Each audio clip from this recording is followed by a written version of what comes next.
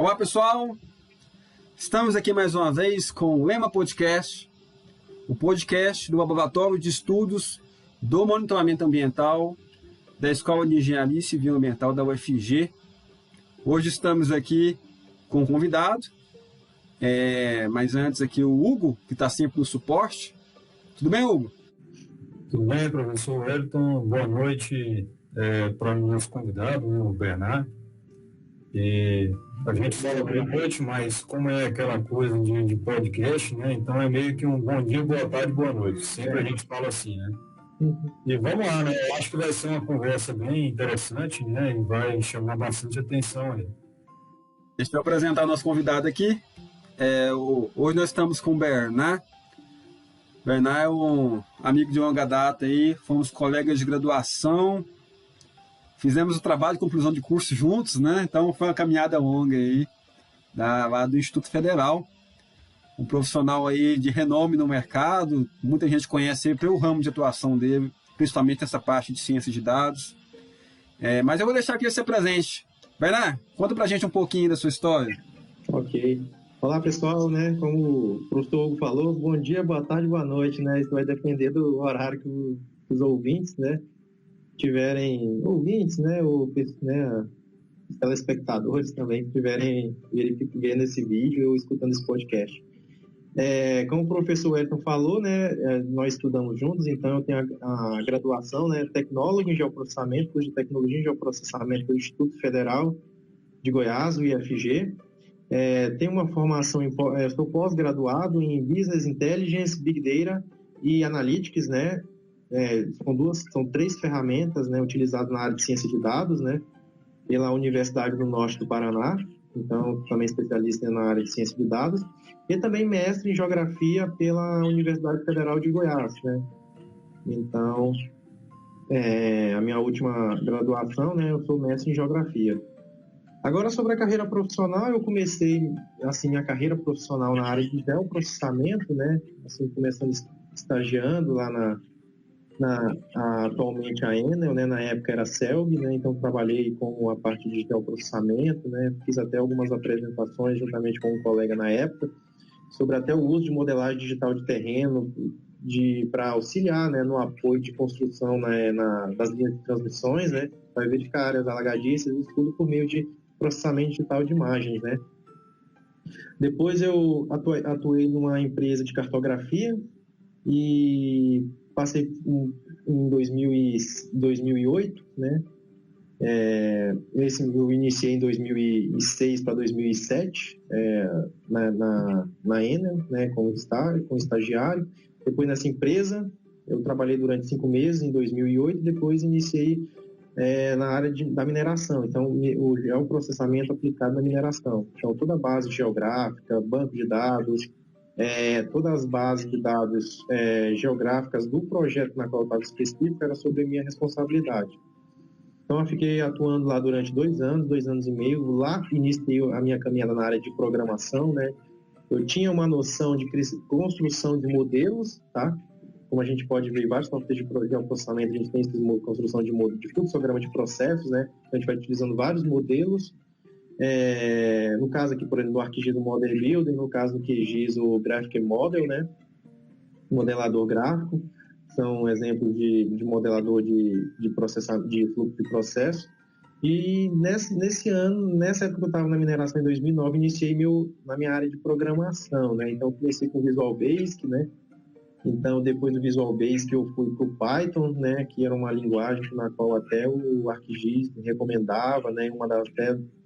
Dos seus documentos, né, tinha essa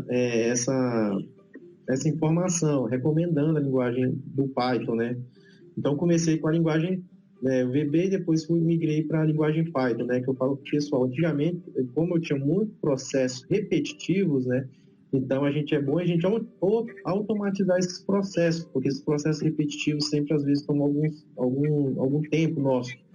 Então, eu até brincava com o pessoal, né. Antigamente, quando eu ia tomar um café, eu colocava o café na minha xícara, ia iniciar o trabalho, e na hora que eu ia tomar o café, 2 horas depois estava frio. Então, pensei, não, vou começar a tomar café pelo menos para começar a iniciar a programação, pelo menos para tomar o café quente, né? Ao invés de já tomar o café ali, deixar a máquina trabalhar para a gente, e eu degustando o café que estava disponível lá para os funcionários. Então, eu brinco sempre com isso. E realmente automatizou muita coisa. Então, a importância da programação, né? Eu acho que ela tem uma importância não só na área de geoprocessamento, mas em todas as áreas de conhecimento, né? A gente pode ver, né, com até o tema passamos por uma pandemia agora, e dos profissionais que mais cresceram foi o pessoal na área de TI, né? Então, tanto na parte de desenvolvimento web, na área de ciência de dados, na área de banco de dados, né? Então, desenvolvimento de software, então foi uma área que cresceu bastante. Então, a gente pode ver que tem uns bons salários, né? Então, e também ele te dá essa otimização de você trabalhando de forma até remota. Você pode estar no Brasil, né, trabalhando de forma remota para empresas de qualquer lugar do mundo. Então, eu acho que é muito importante, né, ter esse conhecimento na área de programação.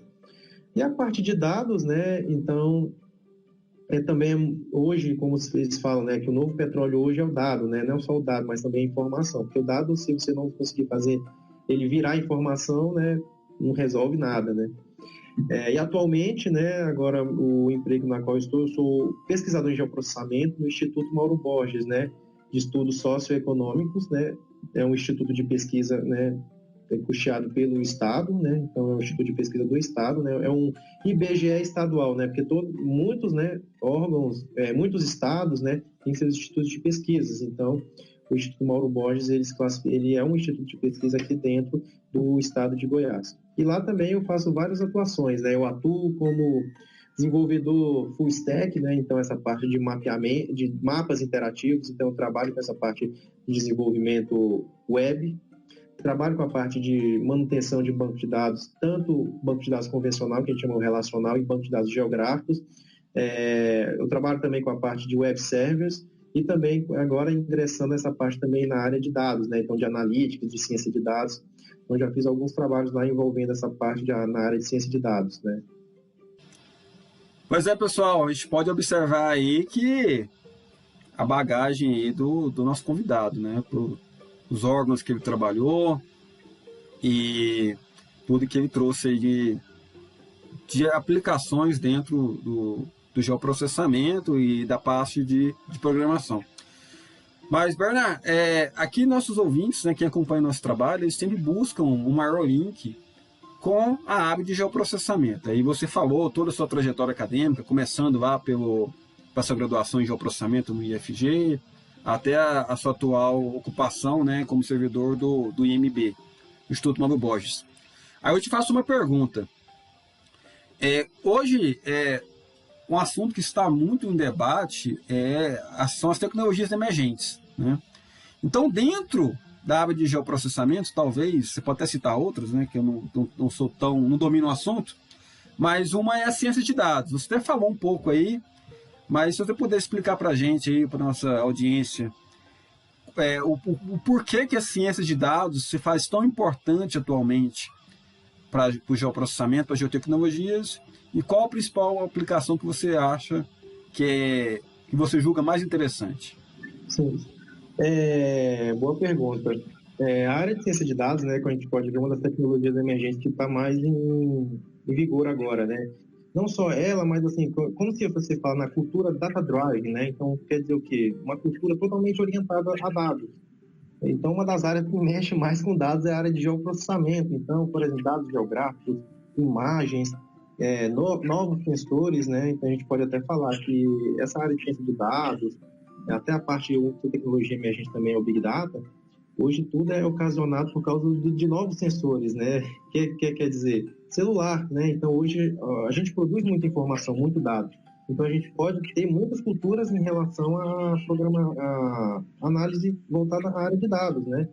E do geoprocessamento, a gente pode fazer um paralelo a isso também. Como a gente fala, novos sensores, novos mecanismos, né, que o ser humano tem, no caso eu citei aqui o celular, para estar produzindo dados, também está tendo novas formações, está tendo novos sensores do que? Satelitários. Né? Você pode, antigamente, as informações por imagem, né, eram um pouco satélites que tinha, né? Até o leque era muito pequeno, né? Então, por exemplo, a gente ficava de média resolução, era Landsat, era Sirius, MODIS e ficava por ali, né? E os outros sensores mais de alta resolução, Iconos, QuickBird, GeoEye, né? Então ficava nisso. Então, por de outros sensores, o que é? Sensores satelitários, né? Então, por exemplo, novos satélites estão surgindo. Os microsatélites são uma órbita mais baixa, então estão gerando imagem também. Imagens de Vant estão gerando imagem também. Então, o geoprocessamento é totalmente aplicado nessa área voltada a dados, porque estão sendo criados novos sensores, então, tanto satelitários, suborbitais, orbitais, então, tendo essa massa de grande informação.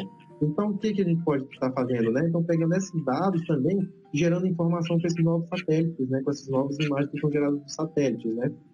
Então, como, por exemplo, a definição do ciência de dados, né? Eu sempre quando a gente vê a área de ciência de dados, vem sempre aquele gráfico de viewing, né? Que aqueles são 3 ciclos, né?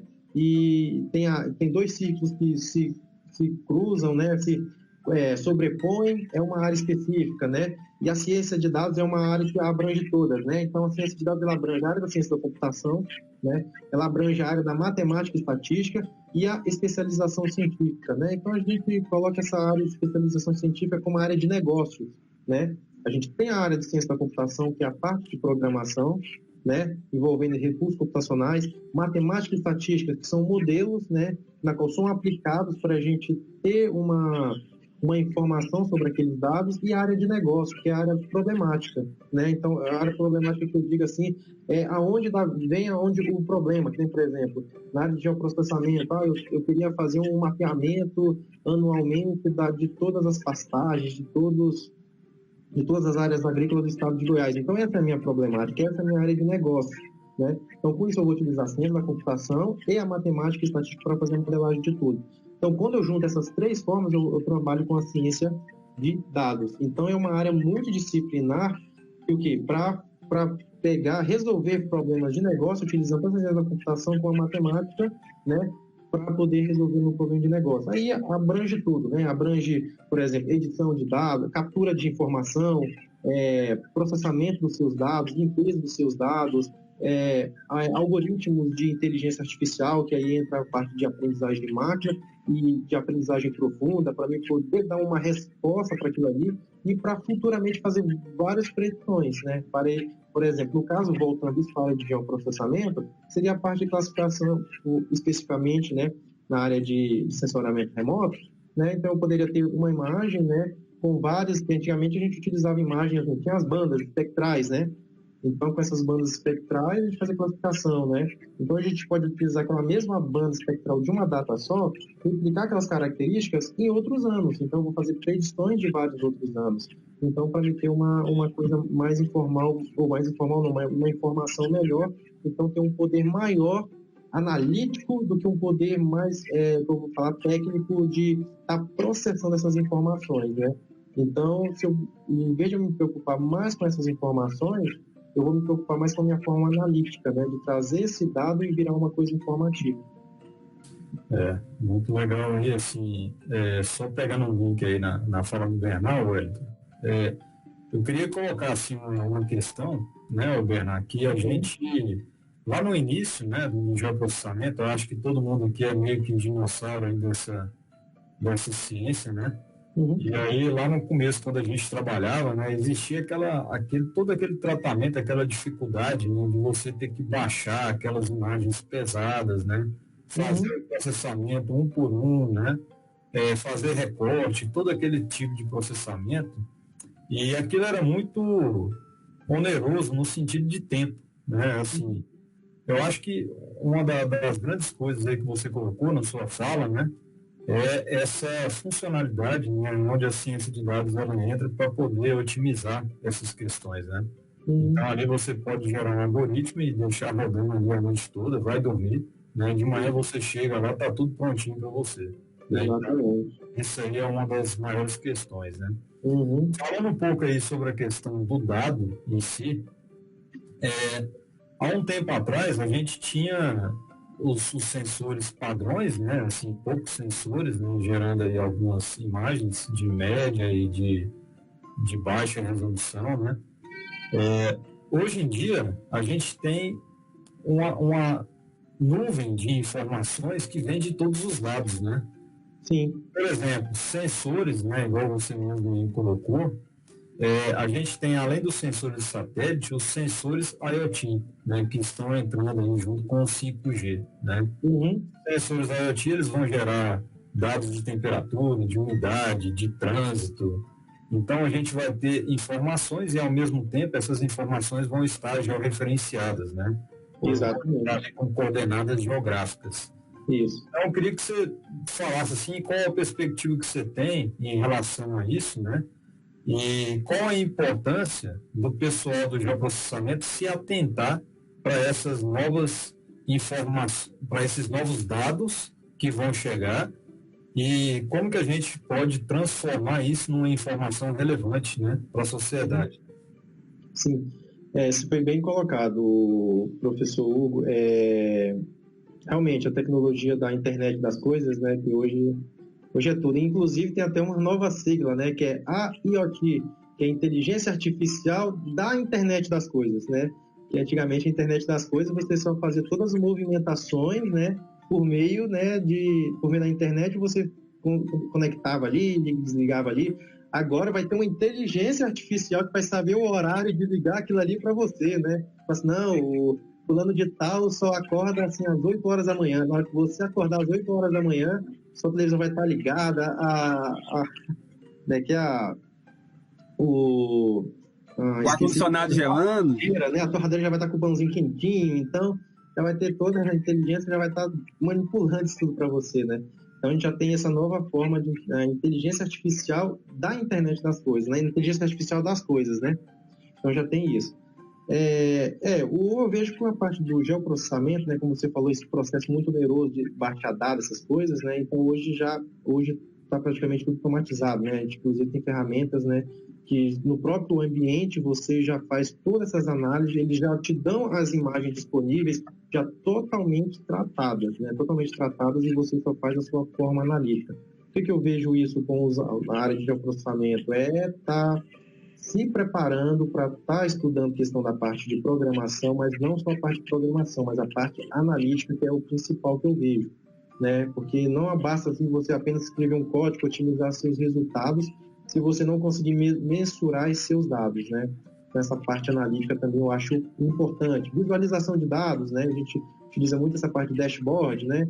Então, se aprimorar nas formas de estar visualizando sua informação também, né? Tem, por exemplo, conseguir um dado de temperatura, conseguir um dado de informação de trânsito, beleza, você tem aquela informação ali, mas como que eu vou estar visualizando essa informação? Então, a área, né, de visualização de dados, que também entra nessa parte analítica, ciência de dados, é uma área também importante de saber como você vai demonstrar essas informações para o seu público.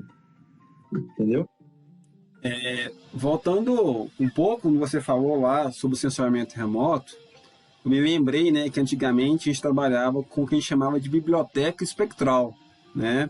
Que seria você trabalhar com o histórico que você já tinha daquelas informações para que você pudesse classificar novas áreas. Hoje, com os avanços tecnológicos, qual é a substituição para essa tecnologia? Hoje tem muitas, né? Geralmente a gente já se fala de até um pouco mais antigo, né? Na época quando eu fiz a minha graduação, minha pós-graduação, meu mestrado na Universidade Federal, estava se começando a criação de bibliotecas espectrotemporais. O que seria isso? Porque como a gente faz bibliotecas espectrais para classificar a imagem, a gente fala naquele período físico, naquele período fixo, né? Então é uma coisa estática, naquele período. Aí hoje, então, com o avanço de tanta informação, de tanto dado, em vez de você classificar imagem por imagem para ter essas informações, beleza, vamos ver aquele comportamento, aquele objeto, como que ele é o comportamento dele ao longo do tempo, né? Então, por exemplo, virou aquele espectro temporal. Por exemplo, eu atentei isso na minha dissertação sobre quais são as respostas espectrotemporais, por exemplo, da pastagem, da agricultura, de corpos hídricos, de florestas, né? Então, eu utilizei por meio de índices de vegetação para ver qual que seria o comportamento daquele objeto ao longo do tempo, né? Então, a gente criou uma variável a mais. Por quê? Tem mais informações, tem mais dados, então vamos ver como que isso se comporta ao longo do tempo. Tem, por exemplo, processos florestais. Então, o índice de vegetação, né? Se não houver desmatamento, então ele vai ser uma coisa mais linear, né? Vai ser uma coisa não vai ter muita diferenciação, né? Então vai ser uma coisa mais estacionária, vai ter aquele padrão. Agora, um objeto, por exemplo, bastante dinâmico é um processo de área agrícola, né? Se a gente pegar o calendário agrícola, né? Ali começa no meio dependendo da cultura, eu trabalhei muito com a parte de soja e milho na época, então começava ali o calendário agrícola a partir do mês de agosto, que era o preparamento do solo. Então os valores ali dos espectros ali de vegetação era baixo. A partir do momento que ia ter o período, né, de crescimento da própria cultura, então a resposta daquele objeto ele ia crescendo e depois no período da colheita ele baixava. Então, com essas dinâmicas dessa resposta espectro-temporal, dá uma assertividade melhor do que você pegar uma imagem naquela época da seca, classificar e depois na época, por exemplo, chuvosa, classificar. E tinha outro problema, que na época chuvosa tinha muitas imagens como que eu vou falar? Imagens com bastante nuvens, né? Então, no período ali de janeiro, que é o período que está um dos maiores vigores ali vegetativo, tem nuvem. Mas só que com o espectro temporal, você pegaria, dentro do mês de janeiro, pegaria imagens de diferentes épocas, então ia ter uma época que você ia pegar o período veranico, que é o período que não ia chover, então ia ter poucas presenças de nuvens. Então, com aquele período ali, você conseguiria captar melhor o seu objeto sem interferência de nuvem. Então, o espectro temporal, ele veio para poder, talvez, sanar essas informações. Então, ao invés de esperar 23 dias, né, tem sensores aí que é de 2 em 2 dias, então você coletaria uma melhor informação, entendeu? E outra coisa que eu quero até ressaltar, porque a gente fala muito dessa parte de sensoramento remoto, né? Mas também a parte de SIG, por exemplo, a parte que eu posso falar na área de ciência de dados e aplicadas, né? Por exemplo, uma coisa que a gente vê bastante é a parte da geoestatística e da estatística espacial, né? Por exemplo, a geoestatística a gente faz uma modelagem para fazer o quê? Previsões de outras áreas que não têm informações. Por exemplo, a agricultura de precisão utiliza muito essa parte de geoestatística, né? Para verificar a fertilidade do solo, né? Tipo de substância predominante ali naquela região do solo, né? Porque às vezes se o solo tiver precisar de fazer alguma correção, né? Os proprietários lá vão fazer correção do solo para que aquele solo seja mais fértil, né? Então eles fazem muitas dessas análises de geoestatística e também da estatística espacial, né? Por exemplo, a gente vê vários índices, por exemplo, índice de Moura, né? Até tem um autor, né, o Tobler, que ele fala, né, que as coisas que estão mais próximas, elas têm mais relações com as coisas que estão mais distantes, né? Essa aí é a lei principal da geografia, que é falado, né?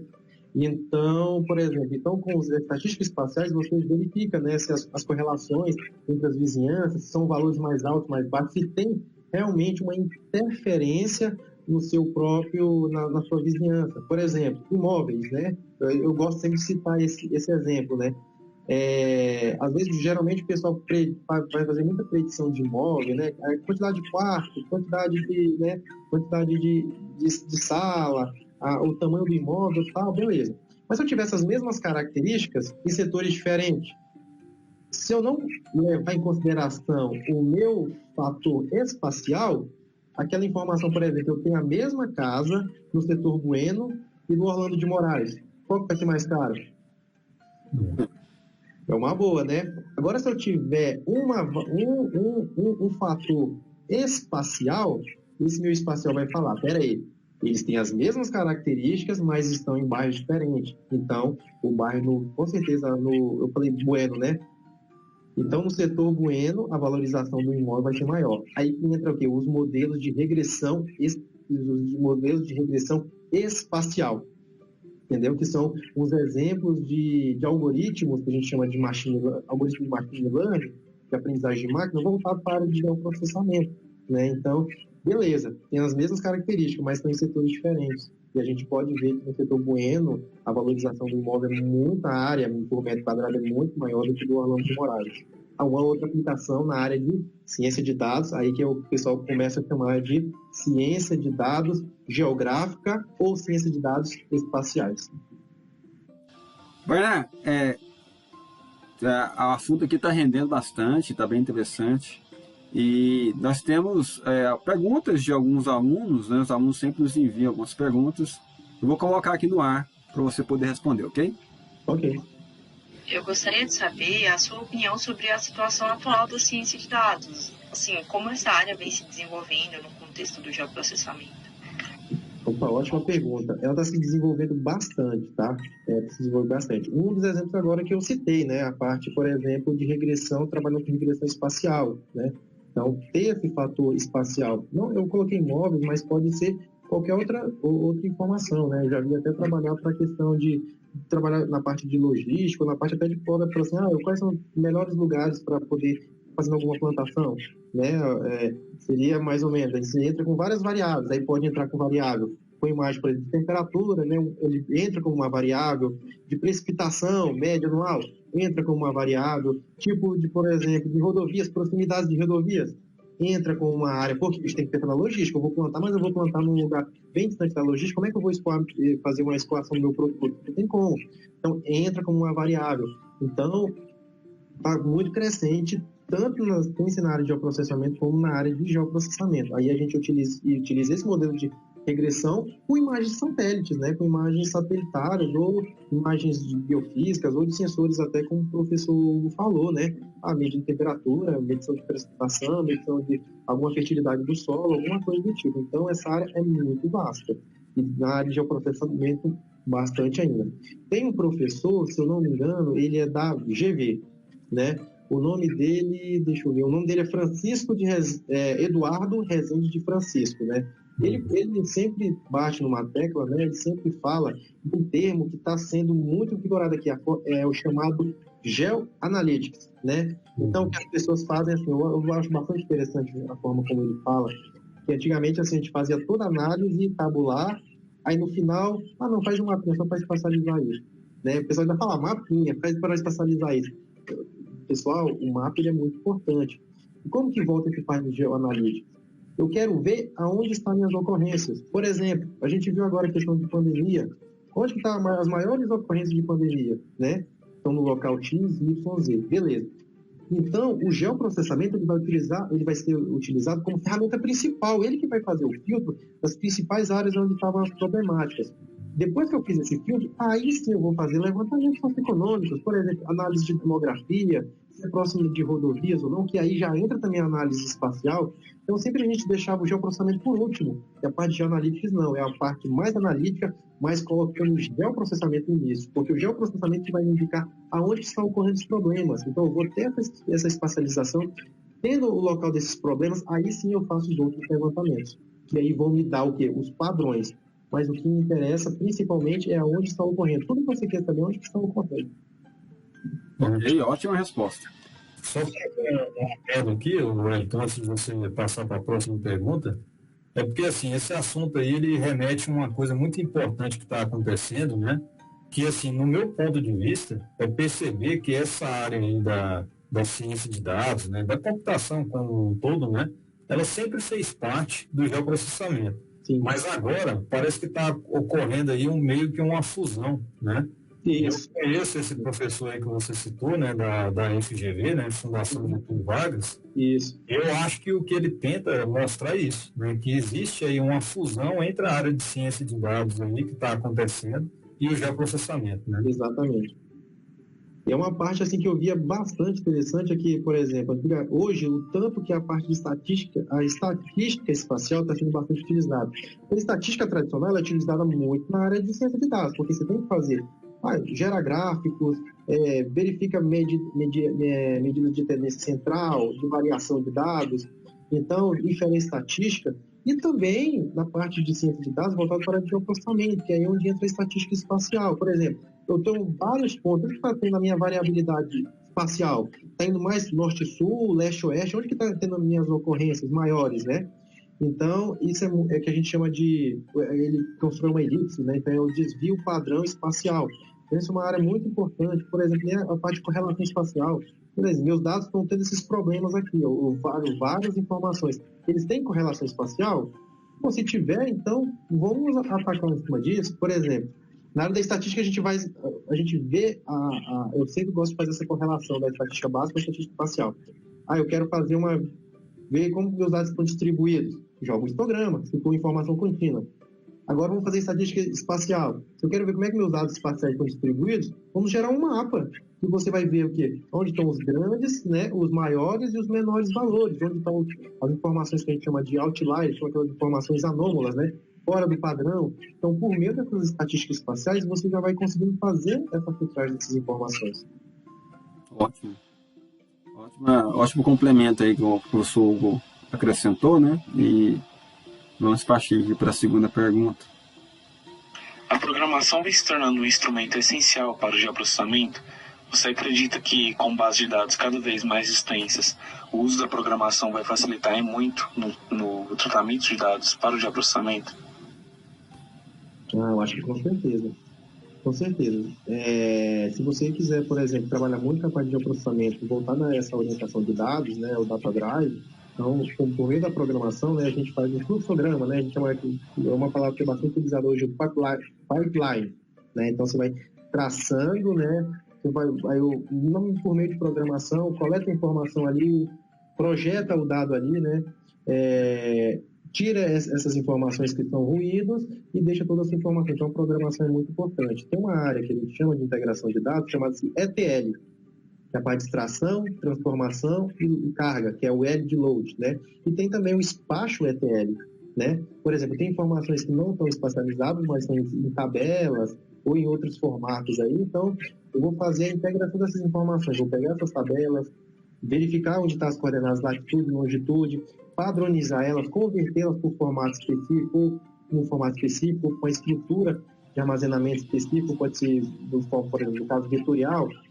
se ela vai ser armazenada em forma de ponto, em forma de linha, de polígono, depois você vai projetar as informações, fazer um clipe ali, então é a parte de integração de informação. É espacial também, então o que é feito no espacial é feito no espacial também, certo? Então a linguagem de programação ela vai ajudar muito essa forma de padronização desses dados, tá? Então quando eu faço padronização, porque às vezes quando a gente fala assim de padronização, na estatística é fazer os dados virarem uma curva normal, né? Mas nesse caso que é padronização é deixar tudo no mesmo padrão, por exemplo, na mesma escala, no mesmo formato, no mesmo sistema de coordenadas, né? Isso falando do processamento. Então a programação é muito importante, sim. Olha, hoje temos muitas perguntas. Então, mais uma. Qual o caminho para chegar nesse ramo? Tem alguma formação acadêmica de preferência para atuar nessa área? Boa pergunta, né? Na área de ciência de dados tem muita, né? Inclusive tem algum... Acho que a primeira graduação, se eu não me engano, foi da GV, né? Lá na FGV, na área de ciência de dados. Mas tem muitas, por exemplo, tem graduação lá na USP, no Instituto de Matemática e de Computação, no INC, se eu não me engano, deixa eu ver, ICMC, lá de São Carlos, né? Então, tem também uma graduação e eles também têm uma especialização na área de ciência de dados. Tem na Exalc, ciência de dados também, e é bom que muitas dessas graduações aí são EAD, né? E muitas dessas especializações, graduações, foram formadas, foram criadas na época da pandemia. Então, tanto a graduação como a pós-graduação tem muitas. Por exemplo, tem na universidade, na Univesp também, tem na graduação em ciência de dados. Por exemplo, aqui em Goiás tem muitas áreas correlacionadas, por exemplo, tem no Senai, tem uma graduação em Machine Learning e Big Data, que são áreas também da área de ciência de dados. Na PUC tinha uma área também, uma MBA em ciência de dados remota, eu acho que não sei se tem mais, mas enfim, tinha uma turma. Tem o pessoal da Fazan também, que é a parte de Machine Learning e Big Data, que são áreas também de ciência de dados. Tem graduação, por exemplo, a XP, né, que a XP, uma corretora, né? Ela atualmente comprou uma escola muito famosa lá em Minas Gerais, chamada IGTI, certo? Então, ela comprou, a IGTI fundiu com a XP e virou XP Educação. Inclusive, eles têm uma faculdade XP, e eles têm um curso de ciência de dados, e é totalmente gratuito, totalmente EAD e gratuito, certo? Então, por exemplo, onde eu fiz, né, na Unopar, na Universidade Norte do Paraná também, tem essa área de ciência de dados também, EAD. Acho que de cabeça agora que eu lembrei foi essas, mas tem muitas, essas universidades mais EAD tem bastante, sabe? Só complementando a sua fala, Na própria Universidade Federal de Goiás, né, nós temos o curso de graduação em inteligência artificial. Isso também tem, exatamente.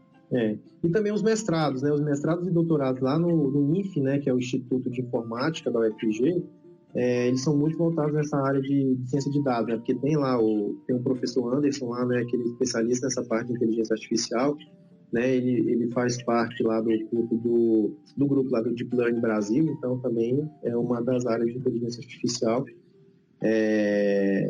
O Deep Learning, né? Faz parte da área de inteligência artificial, que é uma tecnologia emergente, tá? Inteligência artificial, e que também é uma tecnologia, né? Utilizada na área de ciência de dados também. E também em FG também tem, agora lembrei. Em FG tem inteligência artificial aplicada também, com curso de especialização. Temos uma última pergunta aqui, Bernardo. Gostaria de saber qual parte você considera mais desafiante ou trabalhosa no seu dia a dia. E eu gostaria de saber também como você lida com o tratamento de dados e se isso é um desafio. Já dei a resposta, né? Então, a parte de tratamento de dados, geralmente em áreas, né? Tanto na área de ciência de dados, Big Data, que envolva essa parte de dados, a parte mais trabalhosa, a parte que demanda mais tempo, é a área de preparação, né? Aquisição e preparação de dados. Ele vai em torno de uns 70% a 80% de todo o processo para a parte de preparação de dados, né? Porque ele é importante, é ele que vai te dar, por exemplo, se o meu dado estiver ruim, o meu modelo ele vai gerar alguma coisa, mas se o meu dado estiver ruim, o modelo provavelmente vai gerar coisa ruim, né? Então, a preparação de dados é bem árdua, né? Agora, no meu trabalho também, eu faço a manutenção do banco de dados estatístico, chamada BDE, né? Depois vocês podem acessar o site do INB lá, né? www.inb.gov.br.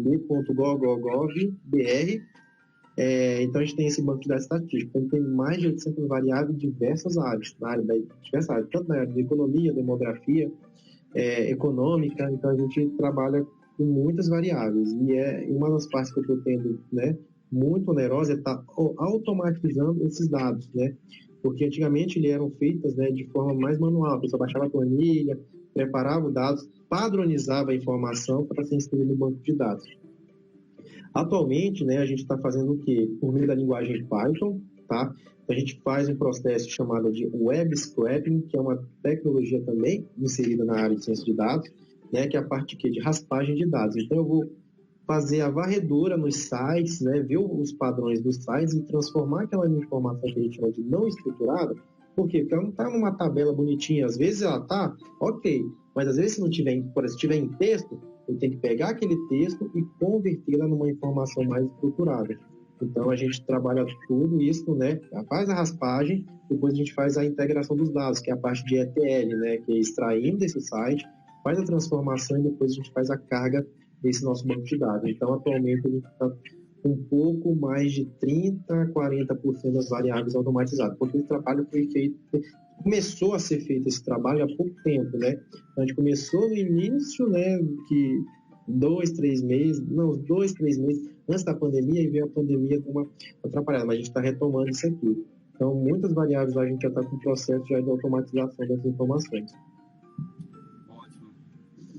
Bernardo, caminhando aqui para o final do nosso programa aqui, nosso episódio de hoje, a gente poderia falar por horas e horas aqui, que esse assunto ele renderia, né?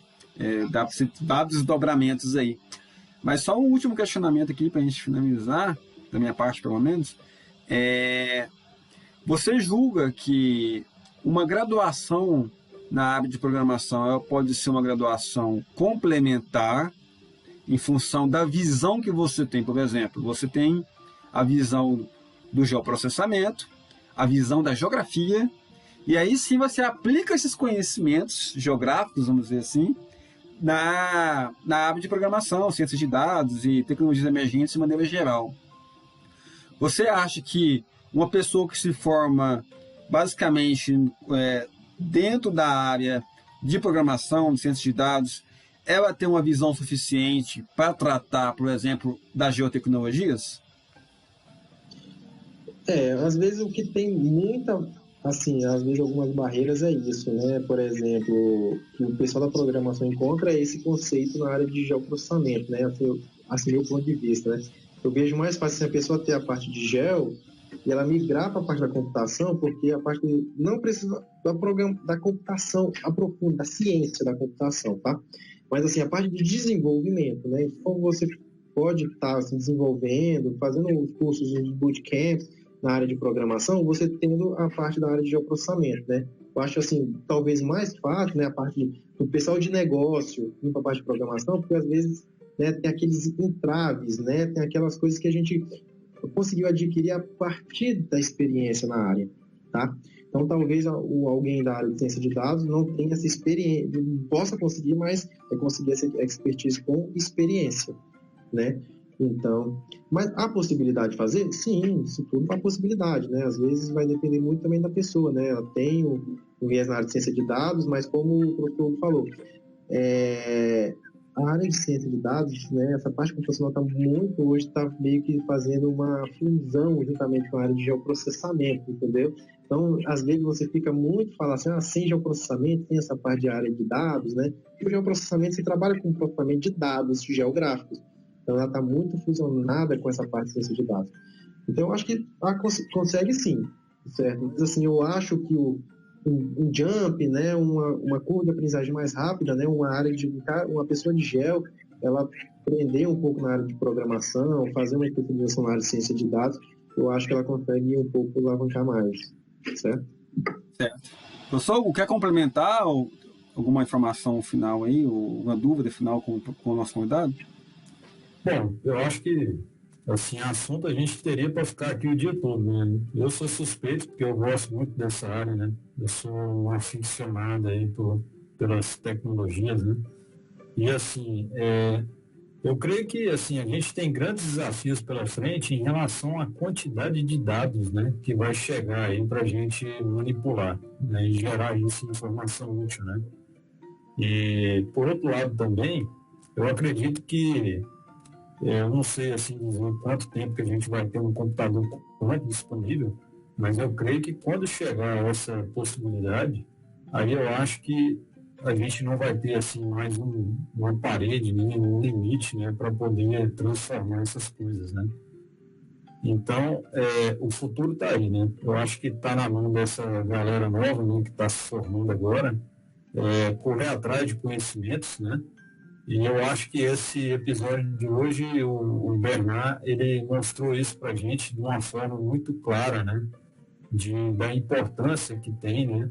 Essa ciência aí, principalmente na área das geotecnologias, né? Então, acho que é isso aí, eu concordo bastante com a última fala dele, né? E agradecer aí pela presença, né, do Bernard. É isso aí. Bernard, faço as palavras do Hugo as minhas, agradecemos muito aí pela sua participação.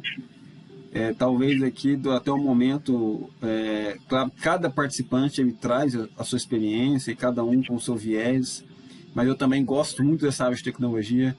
Então, assim, eu acho que o bate-papo rendeu bastante e foi muito produtivo. Muitas informações aí para quem não é da área, para poder buscar, para poder se inteirar, ficar por dentro do assunto. Então, acho que muito legal a sua participação.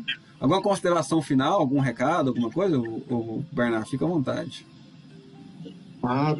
Assim, primeiramente, né, agradecer aí pelo convite aí, pela confiança aí de estar fazendo, né, essa apresentação, né, e também tá passando, né, para as pessoas, né, um pouco assim da minha experiência, do meu conhecimento, né, uma pessoa que eu também gosto bastante, mexo muito, né, gosto e mexo bastante por parte de tecnologia, tanto na área de geoprocessamento como nas áreas da área de ciência da computação, na parte da computação, de banco de dados, né, entre outros, e falar para as pessoas assim que o pessoal, assim, o geoprocessamento é uma área bem interessante e eles fazem muito essa parte de integração com a área de ciência, de dados, né? Então, recomendar, assim, para as pessoas que queiram estar entrando nessa área, tanto, né? Eu vou falar a parte de programação em si, geral, né? Assim, eu, particularmente, recomendo bastante o Python, né? É uma linguagem muito boa, né? É uma linguagem que está tendo uma ascensão muito, muito rápida, né? Eu fiz até uma consulta, né? Eu acho que muitas pessoas já viram essas figuras, né? De uma linguagem, né? De comparando de crescimento, né? O Python é uma das linguagens que mais cresce hoje em dia, juntamente até com uma outra linguagem também que eu recomendo, o JavaScript, né? Essa parte de web, né? Você quer trabalhar muito com a parte de geoprocessamento voltado para a parte de web, foca muito na parte de JavaScript também, que é uma linguagem muito poderosa ali, ó. Você tendo conhecimento em Python, né? Então, que você vai dominar essa parte mais desktop, mais de dados, mais processamento, né? Pesado, e a parte de JavaScript você vai ter muito domínio na parte web, né? Então, eu deixo essas dicas aí. Essas duas linguagens são bastante utilizadas e bem poderosas. Eu acho que elas vão ficar bem no topo por bastante tempo. Ótimo, ótimas dicas aí, né? Existem várias linguagens de programação e o Bernardo deu a dica aí daqueles que ele julga como as mais promissoras aí para quem quer seguir esse mercado. Pessoal, então agradecemos mais uma vez a audiência de vocês por ter acompanhado mais um episódio do Lema Podcast.